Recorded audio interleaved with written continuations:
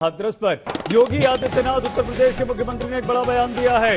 योगी आदित्यनाथ ने हाथरस पर राजनीति करने वालों पर जबरदस्त निशाना साधा है। उत्तर प्रदेश के मुख्यमंत्री योगी आदित्यनाथ का कहना है कि उत्तर प्रदेश में सांप्रदायिक दंगा रचने की ये साजिश रची जा रही है। ये बहुत बड़ी साजिश है। योगी आदित्यनाथ का कहना है कि राजनीति करने वालों को विकास से कोई लेना देना नहीं, कोई मतलब नहीं, और वो हाथरस कांड के जरिए दंगे की साजिश रच रहे हैं। सुनिए। इसे विकास अच्छा नहीं लग रहा है।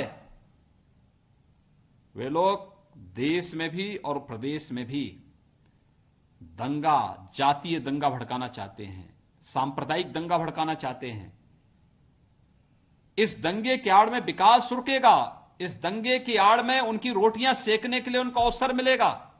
इसलिए वे नित नए षड्यंत्र करते रहते हैं और इन सभी षड्यंत्रों के प्रति पूरी तरह आगाह होते हुए हमें विकास की इस प्रक्रिया को तेजी के साथ आगे बढ़ाना है।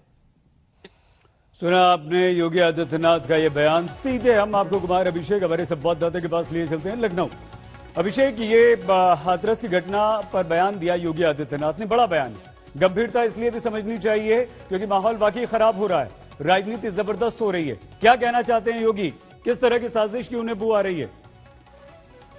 बिल्कुल, ये जो आज मुख्यमंत्री योगी आदित्यनाथ ने बयान दिया है, ये हाथरस के बाद उनका पहला बयान है जिस पर उन्होंने सीधे सीधे ये निशाना साधा है कि इस पूरे बवाल के पीछे एक बड़ी साजिश है और इसे जानबूझ करके बड़ा किया गया है, इसे जानबूझ करके भड़काया गया है। आपको बता दें कि कुछ सेक्शंस में बकायदा अज्ञात लोगों के खिलाफ मामले भी दर्ज किए गए हैं।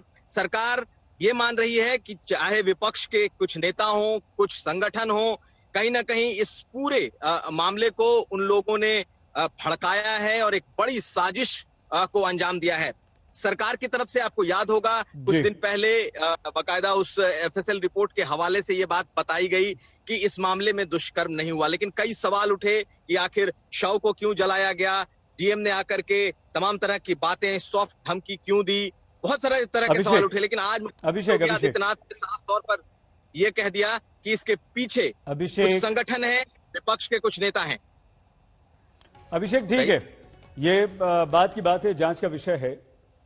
डाइंग डिक्लेरेशन, मरते वक्त बच्ची का वो बयान और किसी की मौत हो जाना, किसी एक 19 साल की बिटिया को इतनी निर्ममता से उसकी हत्या कर देना, तो क्या यह भी महत्वपूर्ण नहीं होता है कि उन हत्यारों को तुरंत पहचाना जाए, गिरफ्तार किया जाए, कार्रवाई की जाए और ये बातें बाद में तय कर ली जाए? या पुलिस का काम है, अदालत का काम है, जो हो वहां होता रहे? कम से कम एक संदेश तो जाए प्रदेश में, देश में, कि किसी भी उद्देश्य से, किसी भी मकसद से अभिषेक, अगर किसी भी बिटिया के साथ इस तरह की हरकत होगी तो उसे छोड़ा नहीं जाएगा, बख्शा नहीं जाएगा, चाहे वो कोई भी हो।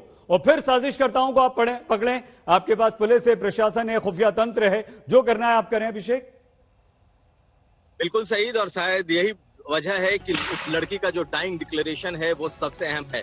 आपको याद होगा कुलदीप सेंगर मामले में भले ही बहुत सारे सबूत नहीं मिले, लेकिन अकेली उस लड़की के बयान की वजह से वो कन्विक्ट हुए हैं और आज वो जेल में हैं। निश्चित तौर पर इस पूरे मामले पर सरकार चाहे जो भी अपना पक्ष रख ले, लेकिन उस लड़की ने जो बयान दिया है वो इस पूरे मामले में सबसे ज्यादा अहम होने जा रहा है। हालांकि सरकार की तरफ से अभिषेक एक बार रोक रहे हैं आपको। एक बार योगी आदित्यनाथ का बयान फिर से सुना देते हैं और उसके बाद आते हैं, आपसे बात करेंगे। सुनिए।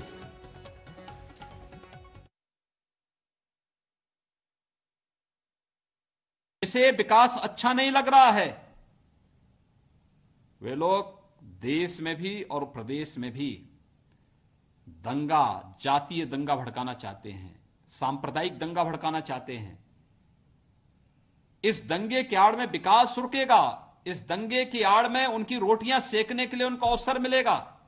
इसलिए वे नित नए षड्यंत्र करते रहते हैं और इन सभी षड्यंत्रों के प्रति पूरी तरह आगाह होते हुए हमें विकास की इस प्रक्रिया को तेजी के साथ आगे बढ़ाना है।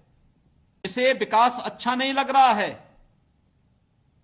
वे लोग देश में भी और प्रदेश में भी दंगा, जातीय दंगा भड़काना चाहते हैं, सांप्रदायिक दंगा भड़काना चाहते हैं। इस दंगे की आड़ में विकास रुकेगा, इस दंगे की आड़ में उनकी रोटियां सेकने के लिए उनको अवसर मिलेगा, इसलिए वे नित नए षड्यंत्र करते रहते हैं। और इन सभी षड्यंत्रों के प्रति पूरी तरह आगाह होते हुए हमें विकास की इस प्रक्रिया को तेजी के साथ आगे बढ़ाना है। योगी आदित्यनाथ साफ कह रहे हैं कि ये षड्यंत्र है, कुछ ऐसी ताकतें हैं, शक्तियां हैं जो प्रदेश का माहौल बिगाड़ना चाहती हैं, दंगे तक की साजिश ये शक्तियां रच रही हैं। अभिषेक, अगर ऐसा है, अगर उत्तर प्रदेश के मुख्यमंत्री योगी आदित्यनाथ को इस बात की जानकारी है, उनका खुफिया तंत्र इतना मजबूत है, तो कार्रवाई ऐसे लोगों पर क्यों नहीं? जब इतनी बड़ी घटना हो गई, इतना बवाल हो गया, इतना सब कुछ हो गया, राजनीति होने लगी, डंडे चलने लगे, हंगामा हो हल्ला होने लगा, उसके बाद ये आंख खुली, तो क्या आंख खुली? अभिषेक देखिए, आज कई दिनों के बाद मुख्यमंत्री का ये बयान आया है और मुख्यमंत्री ने सीधे सीधे इस पूरी घटना के पीछे एक साजिश की तरफ इशारा किया। प्रदेश सरकार और खुद मुख्यमंत्री का ये मानना है कि ये जितना कुछ बवाल आज आप देख रहे हैं, हाथरस में जो चीजें हो रही हैं, ये सब कुछ प्रायोजित है और इसके पीछे षड्यंत्र है और कई संगठन और लोग इसके पीछे हैं। ये मुख्यमंत्री का बयान है और बाकायदा इसी बयान को अगर हम आधार माने तो ये कहा जाएगा कि सरकार अब जो जांच करने जा रही है उसमें कई तरह की चीजें वो शामिल करेगी, कई गिरफ्तारियां होंगी, ये चीजें भी निकलेंगी कि आखिर कौन कौन लोग थे जिन्होंने इसे भड़काया।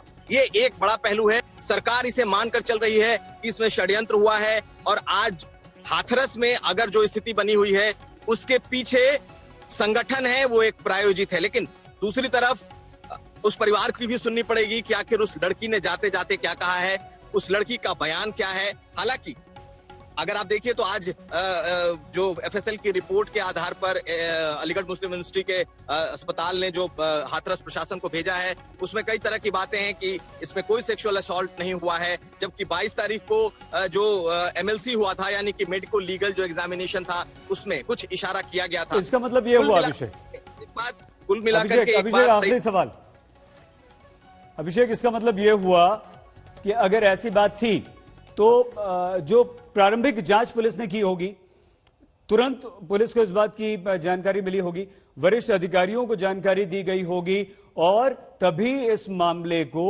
अलग से जांच करके उस दिशा में क्यों नहीं ले जाया गया और पीड़िता की जो हत्या हुई थी, परिवार को यह विश्वास क्यों नहीं दिलाया गया कि आपको इंसाफ मिलेगा और अपराधियों को बख्शा नहीं जाएगा? जल्दी से अभिषेक, फिर आगे आपसे बात करेंगे। ये बड़ा सवाल है सईद, क्योंकि गैंगरेप का मामला भी खुद पुलिस ने दर्ज किया था, उसने ही इन धाराओं को बढ़ाया था। उस वक्त ही अगर ये तमाम चीजें निकल करके आई होती तो शायद आज रुख दूसरा होता। लेकिन निश्चित तौर पर जिस तरीके से माहौल इस वक्त बन चुका है, अब सरकार ये मान करके चल रही है कि ये भड़काया गया है। अभिषेक, बहुत धन्यवाद आपका।